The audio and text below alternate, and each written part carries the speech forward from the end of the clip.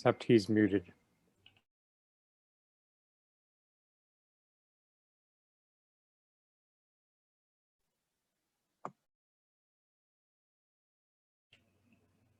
I'm unmuted. There. You are? Okay. Yeah, I kept clicking on the mic, but it was the wrong place to click. So. Okay, you can go ahead and take over the screen. If you, Okay.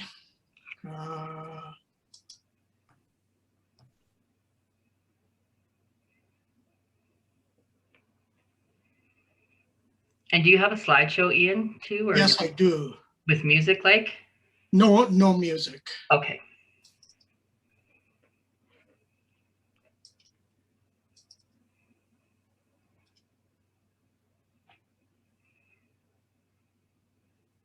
Okay, is that working? You see some waterfalls? Yeah. Yes, it's working. Okay.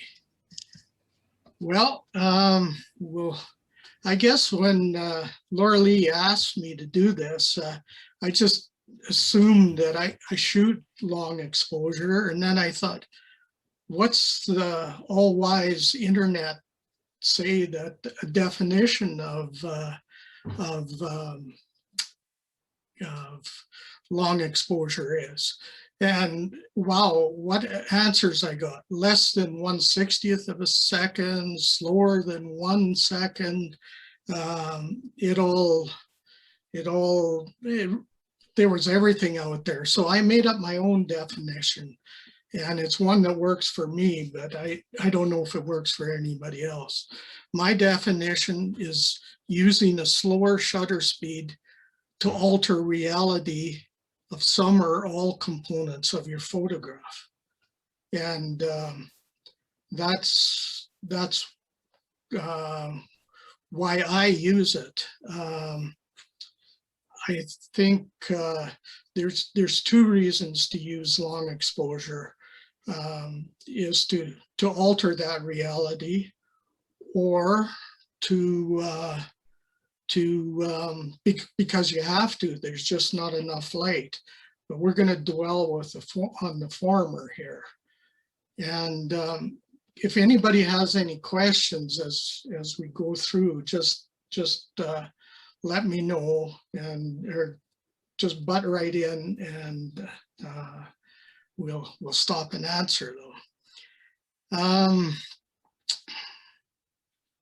So one of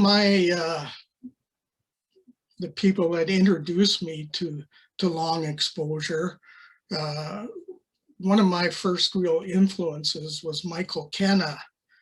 And when he talks about long exposure, he said, perhaps the most intriguing of all is the possibility to photograph what is impossible for the eye to see, cumulative time. And that I think really is it in a nutshell. As I say, he is one of my major influences. Some of the other people that I follow are Joel Tinchelaar, a Dutch photographer, Cole Thompson, which many I'm sure you know. He does a lot of long exposure in creative ways. And a photographer that I discovered a while back that I'm just really impressed with his long exposure work is Alexei Titarenko, formerly from Russia. Now he lives in New York City. And he's done some amazing cityscapes with people in them, and gets those ghost-like people in his photographs, and just some amazing work. Cole Thompson, his Ghosts of Auschwitz series that he did, again, another amazing series that has brought him a lot of fame. And it was a really interesting to hear him talk. His family had drug him to Auschwitz to do a tour, and he didn't even want to take his photography equipment out of the bus, and the bus driver said, no, you have to take it out. So he took it, and he set up his tripod, and what he made there was magic. It really captured the essence of the place. So I think at that we'll go through some of the photographs here. I've got a few, and I'll explain some of the thought process on some of them. And like I say, if you have any questions, just jump right in and ask away. This first photograph of Cameron Falls, I think this is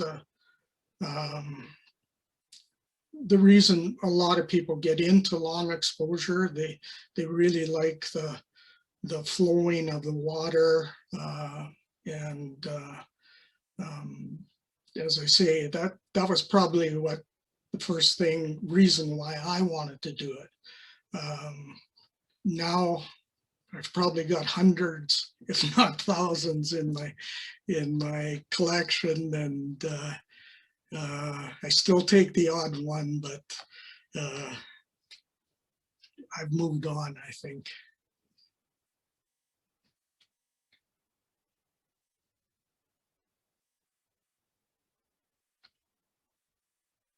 Okay, might have to do this manually.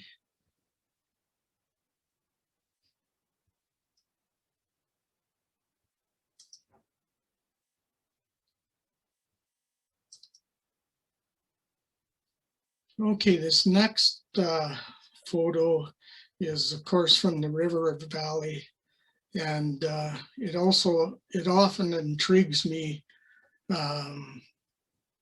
this huge piece of metal that's growing out of our river valley, and how it's incorporated in the trees. And that was the thought process behind this photograph, was just to actually make it look like the bridge was growing out of the valley and how intertwined it was with the trees.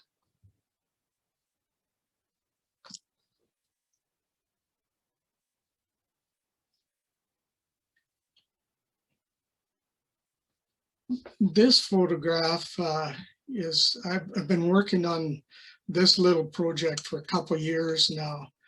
And basically what it is the campfire, and putting a long lens on a tripod, and using the lens clamp and loosening it, and taking a photo of the fire while spinning the camera around. So it's this is a 10-second exposure.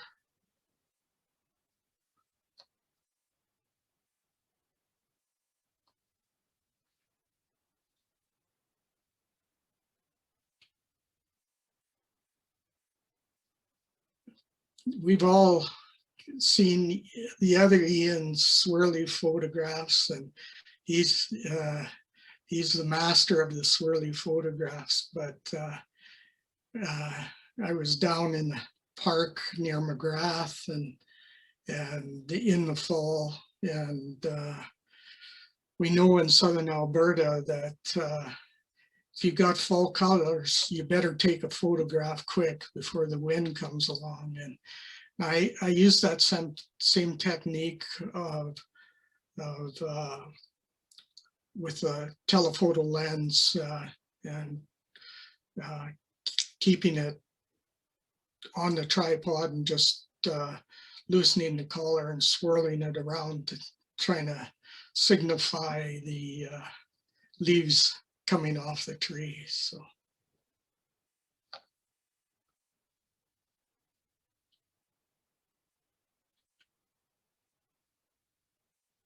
Now we're getting into the little longer exposures. This is about a 3-4 minute exposure. These photos have quite a bit of drama just with the movement of the sky in them, and that's why I think I like them. I've got this photo both in color and in black and white, and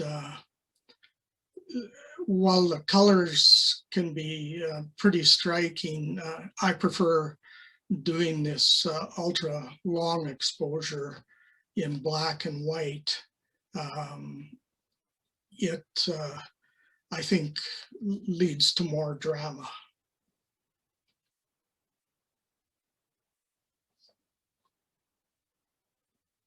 The same photo again, and I really see these eyes in the clouds looking down that you really don't notice as much in the color. Can we stop and ask a couple of questions, Ian? Yeah, sure. Yeah. Okay, they're just from the chat group here. So Ralph wanted to know what time of day you took the Cameron Falls picture at. That would have been midday. And Byron is asking, he says, no filter. I think that's on this picture. On this one? Yes, in order to get that 3, 4, 5 minute exposure, you definitely need filters. As we saw in the previous one in color, it was getting dark and the storm was coming in, but I'm sorry, he did say neutral density filter question mark, not no filter. So is that what you use? Yes, neutral density. I can, I've got various neutral densities. I have up to 13 stop, and I stack them. Maybe if there's time when we're done, I can talk a little bit about the equipment. Yeah, that would be great. And yeah, Chris was just asking how many stops of neutral density you thought you used on this. You know, if I kept notes, that I'd be able to tell you. Being as it was a 5 or 6 minute exposure, I'm guessing that it was probably a 10 stop. Awesome, you can go ahead. Okay.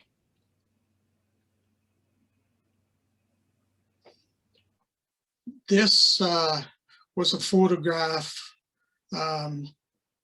taken in midday, and it probably was 13 stop. To me, it's one of my favorites that I've taken. As Forrest Gump says, life's like a box of chocolates. You never know what you're going to get. That's kind of the way it is with this long exposure. And the clouds really didn't look like they were moving that much, but it just created this wonderful effect. And in color, you just don't get the contrast that we see here with the black and white. And it's one of the reasons, quite frankly, I really like doing long exposure, is because you can go out in midday in not such good light and get some good results.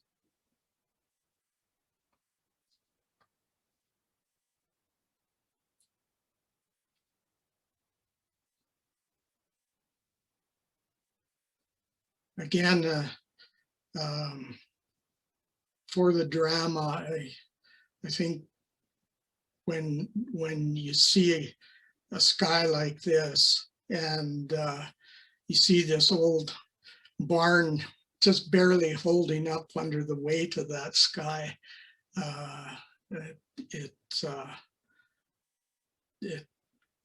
To me, it tells a story.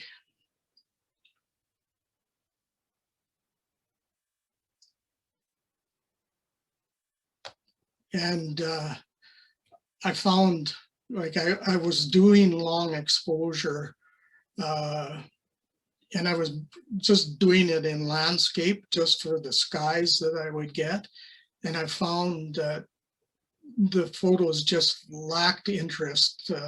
They really need that stationary grounding point in the photo, the subject, to really add to the story of the photograph.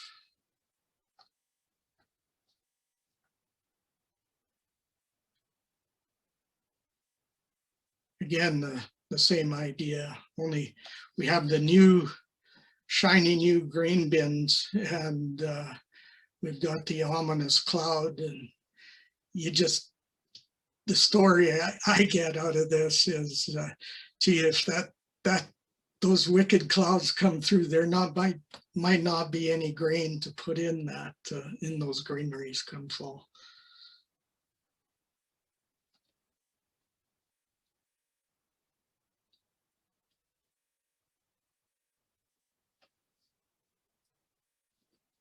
One of the iconic art installations in Lethbridge here.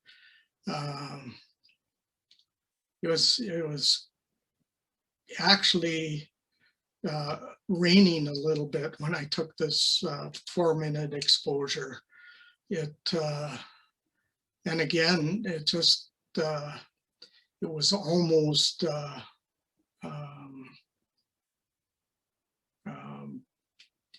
almost a gray sky, but just the cloud movement was enough in that 4 minutes to mimic the direction of the spokes. And also, I see I didn't get one of the raindrops off the front of my lens, one of my rain spots, but. I'll ask a few more questions if that's all right. Sure. First of all, you're getting wonderful comments on your images. Dana, I think that's how you say your name, Dana, hopefully, wants to know what ISO you use for this. And are you going to go over that afterwards, kind of how you figure out some settings, or? Yeah, sure. I'll just touch on that, but yeah, once you get into these super long exposures, there's definitely a checklist that you have to go through, or you've just wasted 5 minutes of your life. But as far as ISO, one thing I like to do, and it is a real good idea, is to shoot at a low, as low as ISO as possible, because you don't use noise reduction. Otherwise, if you take a 5-minute photo, you have to take another 5-minute photo while it does the noise reduction in camera. And also, don't open up your aperture to slow the lens, or to slow down things down. Just shoot in the sweet spot of your lens and camera. Usually, in that not 9 to 11, or in that range, wherever your sweet spot of your lens is. Byron is asking, on the twirly tree image, do you expose for a few seconds before you do the rotation? Actually, that was a half second, only a half second exposure. And what I look for is like something like that lighter colored bark with sun shining on it. usually that'll give you that anchored point. And then when you have the camera on a tripod and the collar unlocked and you're twirling your camera, it's got a stabilizing force, so you're not getting any hand movement or anything else in there.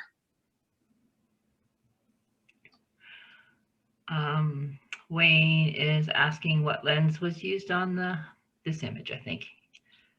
That's a good question. I think I was pretty close to it. I would think it would have been a wide angle. Let me see. I'll just.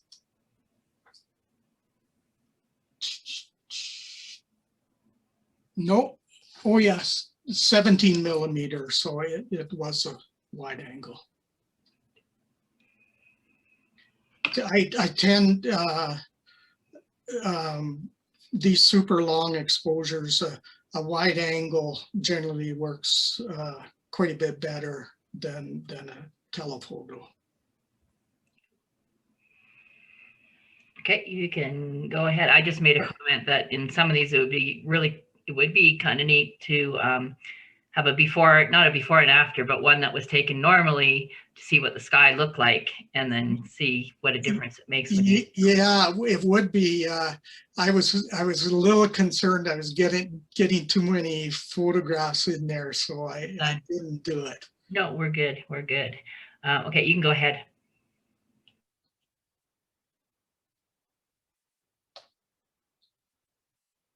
This is looking straight across the Strait of Juan de Fuca.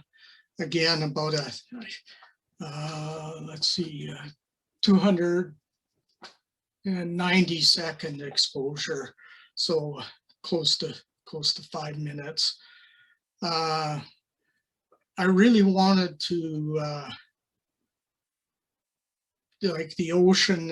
It had waves in it, and the sky had some not that nice of clouds, and I really wanted to highlight the hills in the background and use them as an anchor to keep you in the photograph. But and the tree and the rock itself, and really that's about it. So Michael Kenna it's a famous technique of his where he uses atmosphere to really eliminate the unnecessary details of a photograph. It's a using long exposure is definitely a way of doing that.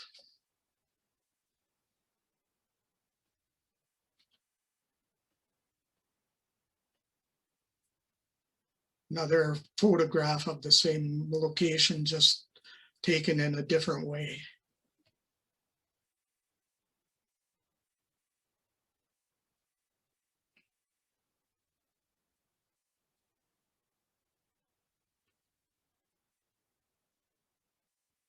This was not too far from there.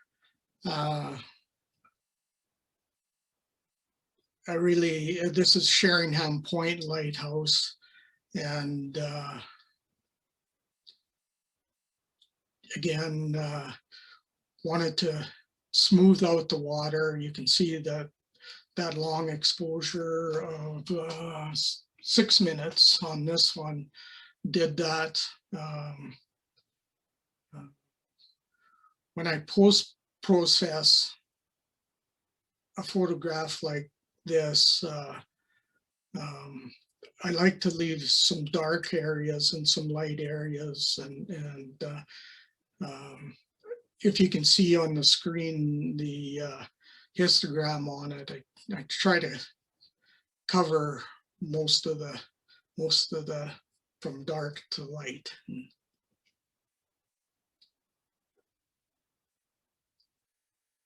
And I think the darkness on the left and the mountains tend to balance the photograph. I tried cropping it and leaving that off, and I preferred this version of it.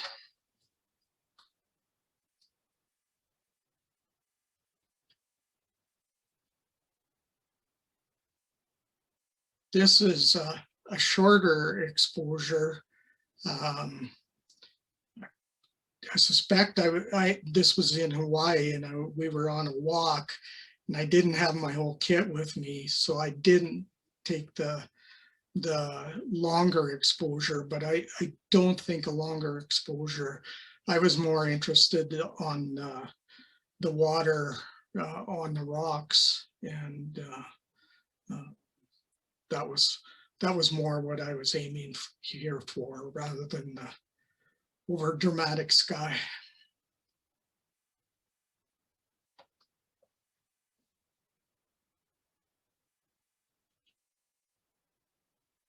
This is one that's only 25 seconds, but I don't think it works. And I threw it in anyway. It was in Waterton, of course, and the clouds were moving so fast.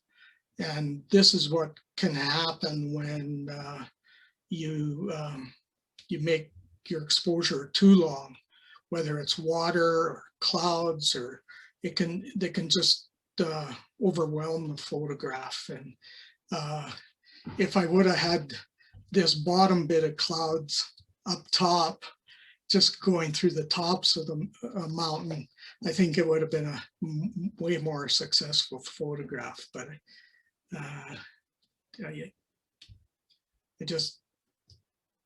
it takes a bit of experimentation to get the right settings. There's no doubt about that.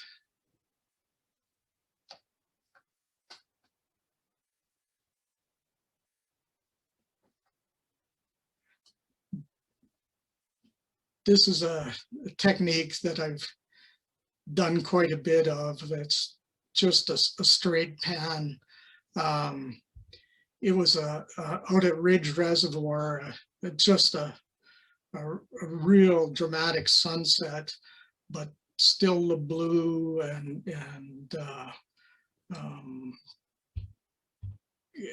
piece of land in the front, and then some water in the foreground here, again picking up the reflection of the sky.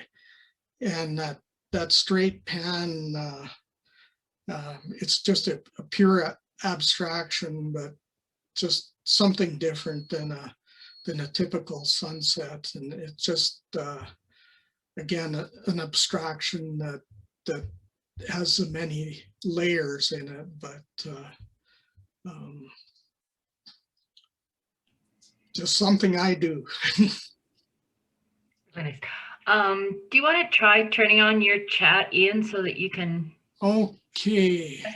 And I'd say anybody who's commenting on a certain picture, we can all see the picture numbers on the bottom, like 13, 14, 15. If you can just write the picture number there, because then afterwards, if we do go back to it, then we'll know which one you're talking about, instead of like Wayne's writing, love this one, and if he doesn't see it right away, then he won't know which one you're talking about.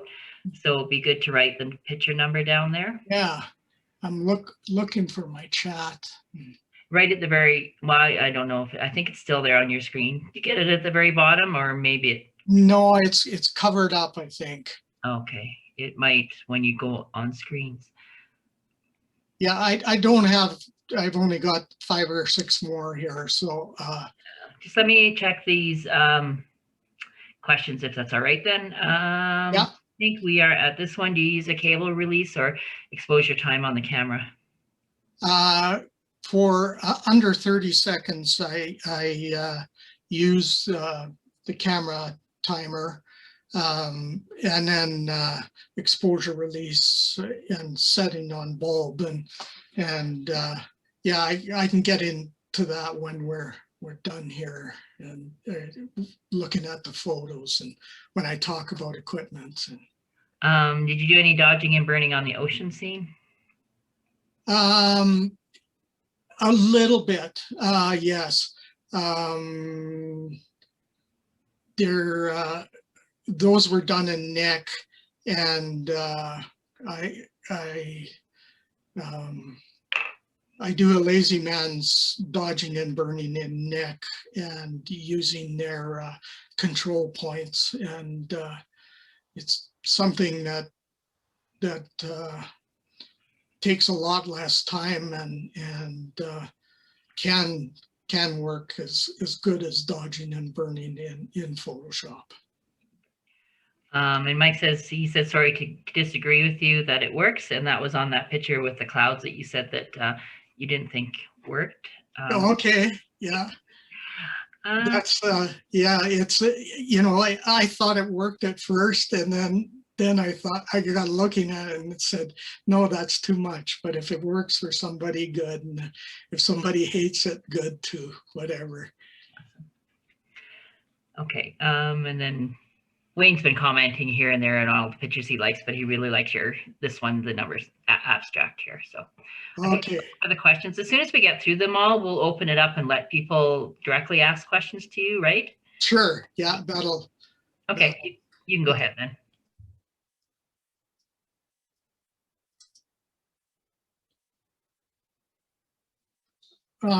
This is another abstract photo.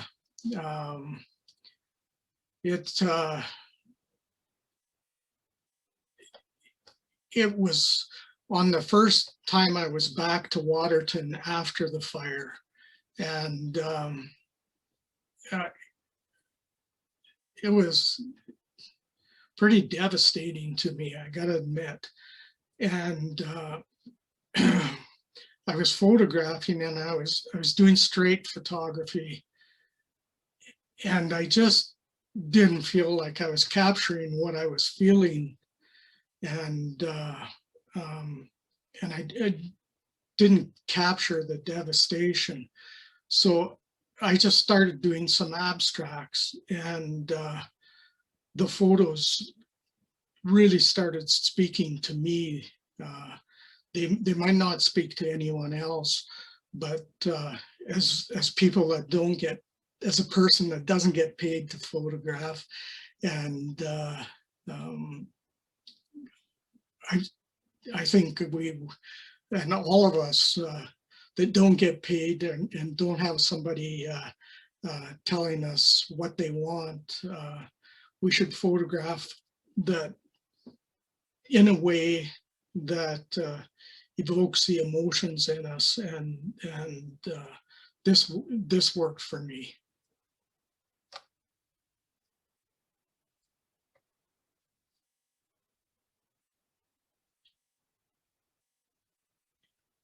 Now, this is not a long exposure, but this is one before and after that I did. I think some of you have probably seen this next photograph that's going to be coming, but we were in San Miguel, Mexico, and they have a celebration, the indigenous tribes there twice a year, and it's basically the celebration of conquest of the lords, of the Lord, singular.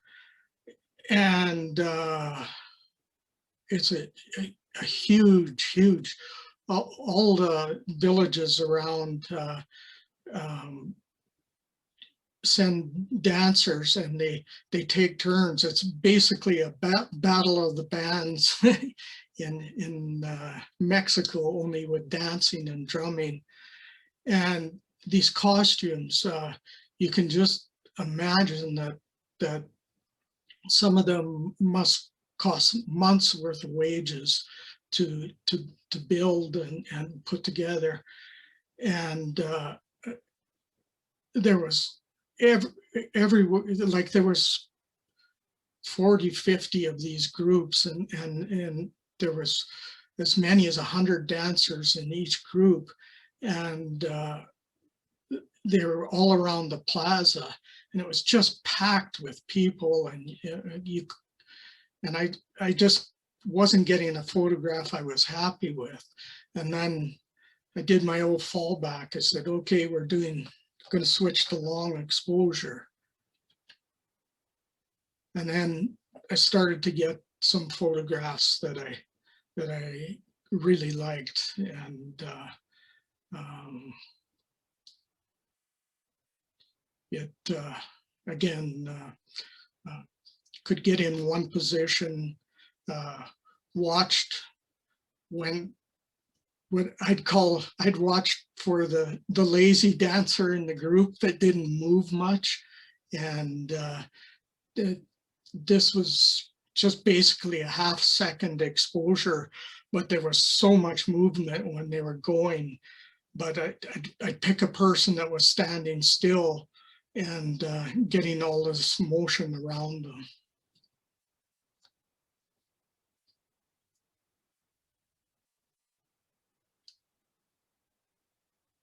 And closer to home, kind of the same idea. This is the Troyanda Ukrainian dance group here in town. We had friends that had a daughter dancing, and I took some straight photographs, and then I took this one, and this is the one she liked, and I liked it too. It really shows the motion and how fast they really move.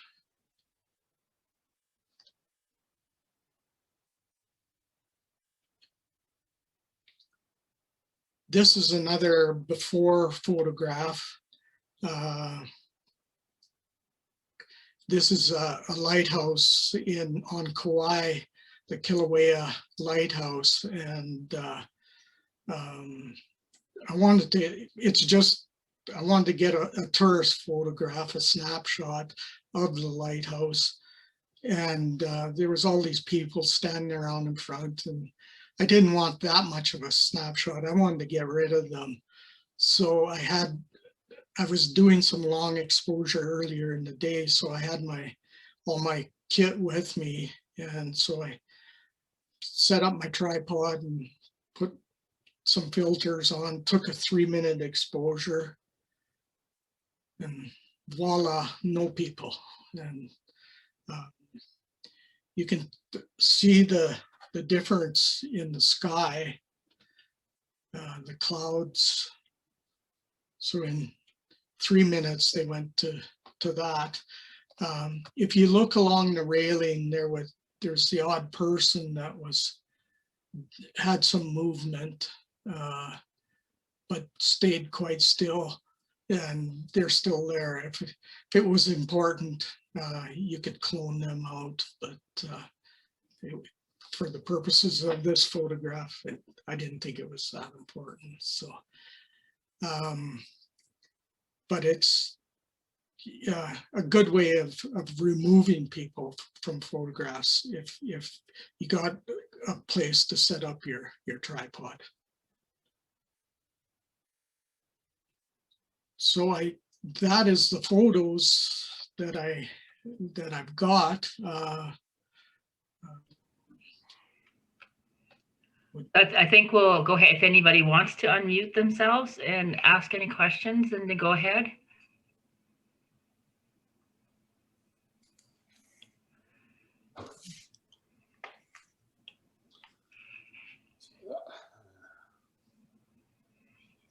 Hey, Ian, can you go over the equipment that you use? Sure. Maybe. Should we see if there's any questions about the images first, and then that way we can get out of your screen sharing? That'd be great. Yeah. Right. Then it'll be easier for you to show equipment. Sure. Yeah. So is anybody else has questions that they might want to directly go to the image and ask the question about? I have one. Oh. Go ahead, Mike. Okay. I have one going back to the tree, the swirl, the fall. Yeah, there. So I'm not understanding how the trunk itself hasn't also moved with the swirl. Do you know why that is? I think because it is a white trunk, Mike. And so like if in bright sunshine, so Okay. if you would have taken a normal photograph and you had the leaves properly exposed, the white would be overexposed. So it same principle kind of as a flash, Okay. where the bright light on here on the tree trunk basically freezes that shot, Okay. but the leaves being darker, they do move. Okay.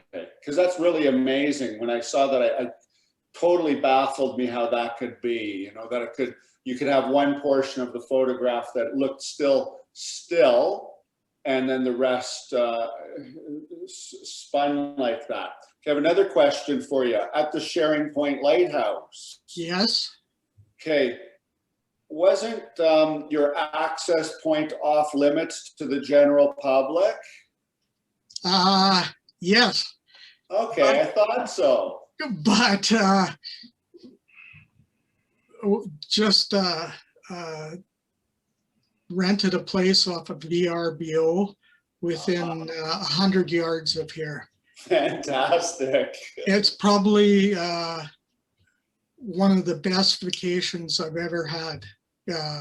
As a photographer, there was so much, so close there that, and it was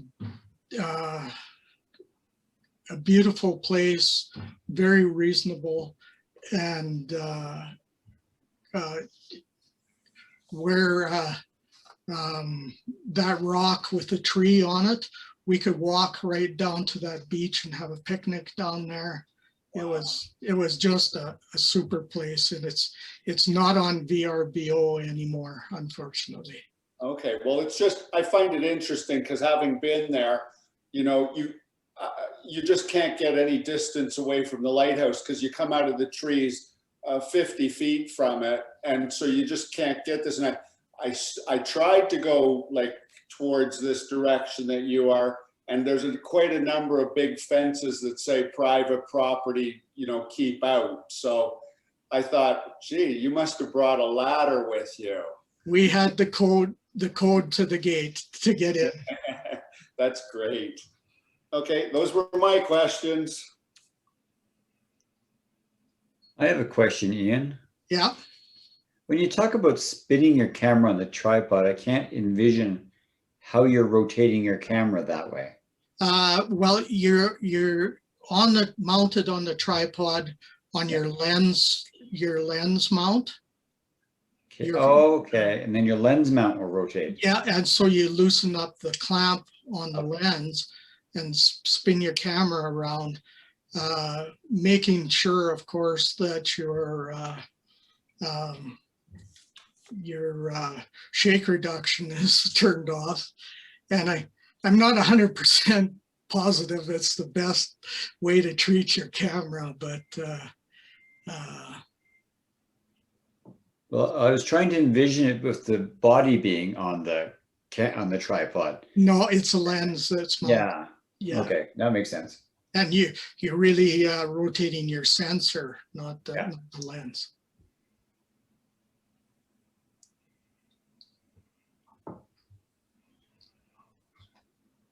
There was someone else that was talking, that was going to talk at the same time as Mike. Who's that? Sorry, that was me. Actually, back to the first image with Cameron Falls. Are you taking that under the bridge? Like, it looks like you have a lower angle than. Like, I don't think I was. Unfortunately, I'm sure it was with a telephoto lens. I don't have my the information on the shot in Lightroom because I exported it, and actually I had a crash and got it on one of my backups, and so I didn't have the information. okay, thank you. I was just curious about that. Yeah. I have a question about the fire pit. It looks like it's very straight above the fire. Is that true, or was it just taken some other way? Yeah, I wondered about that myself. I treat my camera equipment poorly, but I don't think I held it over the fire. I was quite mesmerized on. I was standing fairly close to the fire, but I was to the one side, and you can see the rings of the mesh on the inside, and I'm not quite sure how they got there. This one is kind of a mystery. I shot probably 200 that night, and all the while looking over my shoulder to see if that mother bear that walked through 15 minutes before that was still around. So yes, I find mandalas are unbelievably interesting. So it spoke to me. okay, good. Your colors in that image are spectacular as well. Yes, I cheated. I got some of those little colored that you throw in the fire. Oh, geez. I've done them with straight flames, and the kids or nieces and nephews were playing with them one night, and I thought, ha ha, I'm coming back to this. So Yeah, that's just a brilliant image, and it's like an eyeball on fire. I love it. yeah, Magic mushrooms, maybe? could be. And you can do various things over the 10 seconds. You can turn it one way for a little bit and then turn it the other way. And I almost think I did that on this photograph. Turn it one direction and then come around and turn it the other direction.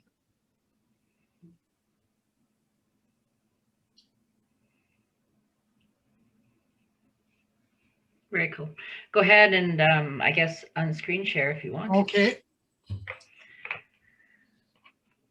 And you guys can go ahead and turn your videos on so we can see who we're talking to.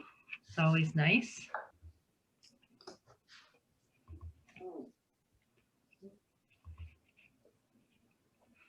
Okay, well, talking about equipment, probably one of the most important things, if you're going to do more than 30 seconds, is to buy a cheap timer. You can get them for $30 on whoops, $30 on. Keep it in front of your body. Yeah. I purposely wore something light colored so it would show up. But you can get these on Amazon, but they're a must. You have to shoot on bulb, and so this really facilitates that. And like I say, if you got an Nikon or Canon or Pentax or anything, they want an arm and a leg for them, but $30 on Amazon, they work great. So Ian, how are you determining your exposure length? Is it a hit and miss thing? Ian and I took a workshop from Mark Kogel from Vancouver in Calgary, and he had handouts, and I photocopied it and carried it around with the longest time rather than doing the math. But now I use a phone app. There's various phone apps you can get that if you just do on Apple Store or Google long exposure calculator, and quite quite a few of them do other things as well. So it's on there. Those are just guidelines. I find that adding about 20% onto what's recommended theoretically to work is a good starting point. Okay. One other question about the neutral density filters. Are they like circular ones that kind of dial in like a polarizer does? No, they're straight filters, and they vary in price, but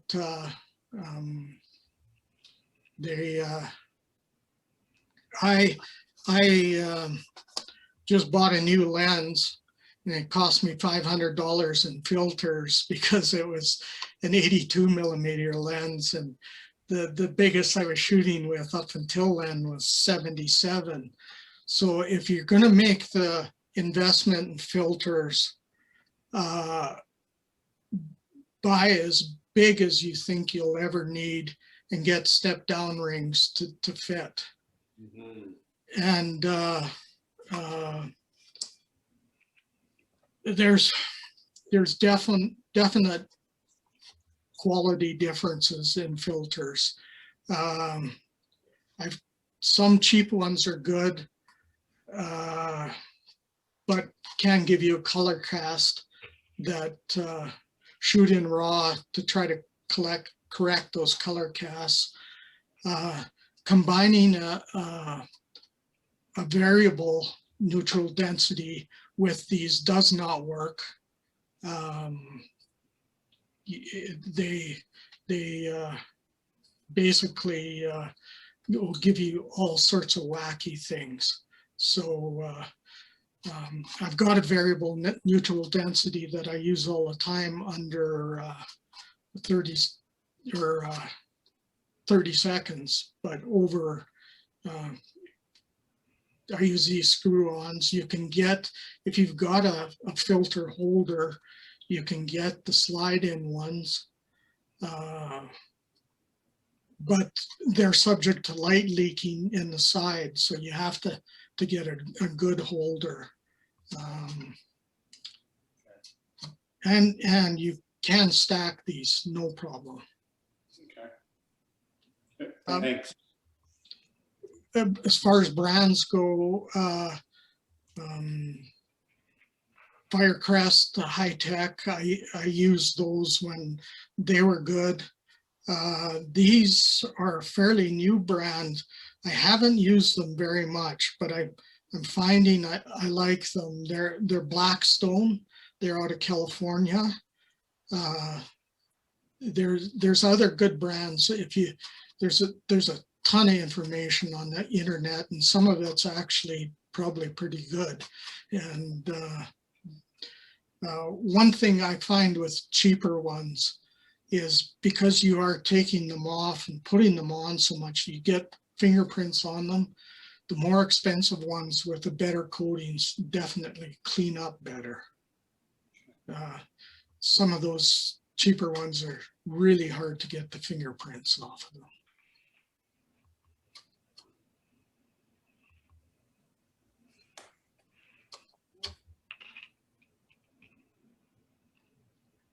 Another vital piece of equipment. Anybody that has stacked filters, this is a little plastic filter wrench that's about $10. Those filters at some point will lock together, no matter how gently you put them on. I don't know what it is about them. And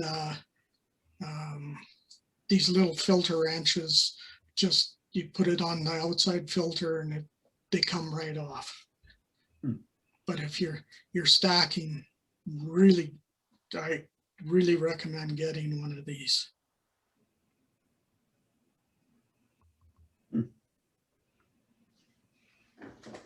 So for those that don't have investments in neutral density and that type of thing, what would you recommend going out and starting with as far as taking pictures of? Is there some things that that you might look at that you could do without them, I guess? Yeah, one thing, most cameras let you do multiple exposures now, and it's not as good as a filter, but in certain situations it can work, where you do basic time lapse and do exposures over 2-3 minutes, and then either have your camera or do it yourself, compile them into one photograph, and the things that are stationary in the photograph will stay stationary, and the things that are moving will Blend together, kind of. yeah. Like I say, it works on clouds. It can work on water. Experiment with it. But things that, okay, not counting that, just because I'm not sure if that counts for long exposure photography, but but waterfalls you can do without neutral density filters if you are there when the waterfall's in the shade and whatever. Is there any kind of tips you can give that for some long exposure that aren't the 2 or 3 or 5 or 10 minutes or whatever? I guess they're the shorter long exposure that might spark somebody to go out and try. Yeah, time of day.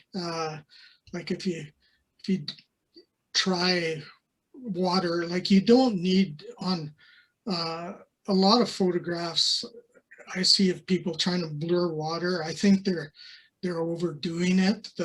There's no definition in the water anymore at all. So it only takes a half second. So if you keep your ISO right down, maybe close up your aperture a little bit, and that sort of thing, you can probably get it, and you can buy a cheaper neutral density that'll just like a 3-stop or something, and fool around with that a bit.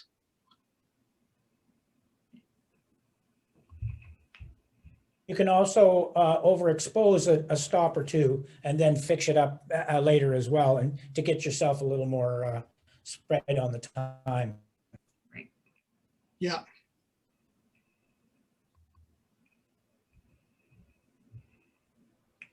There's quite a process to go through when you do a 30-second or longer exposure. It might be too long to go in to tonight, but there's some real good tutorials on the internet on what you have to do. But somebody mentioned it last week. You will, once you get over 30 seconds, you will definitely get light leaking into your viewfinders. So make sure you close that up. What do you do about wind, Ian? Do you just go out when it isn't windy? Yeah, like I haven't shot my long exposure for the themeness.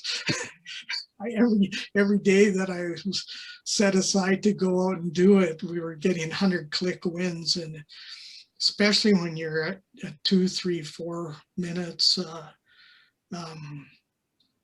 it's really tough. The grass will be moving so much that typically I ignore that, but your tripod moving 6 inches isn't a good thing.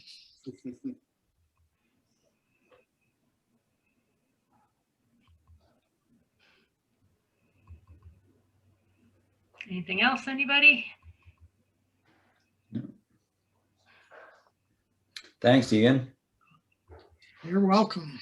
Thank you. Your images are absolutely beautiful as usual. I had mentioned on the, I think there's a way that I can copy the chat. I'll see if I can do that, but I don't know if it's too late now. But I love your black and white toning, your tonal range that you're getting in your black and white images. The black is just so rich and so beautiful. The compositions are really beautiful. Yeah. They really are. Some of the grain bins and that abandoned house are just beautiful. Well, thank you. Thank you. I have to admit that I haven't done much lately. I kind of really got sidetracked doing infrared because it's good on the middle of the day, and when you got great clouds, infrared is great. So kick me in the rear end if I don't get something in on the theme. Yeah, I think so. Gord Ayers is mentioning that to shoot in the blue hour if you don't have neutral density filters. So I guess that's kind of, there's other options, like you were talking about it being windy. There's other options that you can do for long exposure. Like if you had your camera down low and the grass is moving in front of you, you could be getting a long exposure of 30 seconds. That's a long exposure, right? If the grass is moving or the trees are moving or something, and you're getting that abstract look on its own because the wind is moving it rather than you moving the camera or whatever. So that's just the kind of thing you could do if you didn't have, you know, if you weren't investing a whole bunch into long exposure, I guess, put it that way. Yeah, and it is amazing if like I've taken a long 2-minute exposure at Henderson Lake where I had somebody stop right in front of my camera, right in the, just blocking the lens totally for about 30 seconds and saying, "What are you taking pictures of?" And I said, "Well, if you look behind you, I'm taking a picture right now." And they said, "Oh, sorry," and jumped out of the way. They never even showed up in the photograph. Mm-hmm.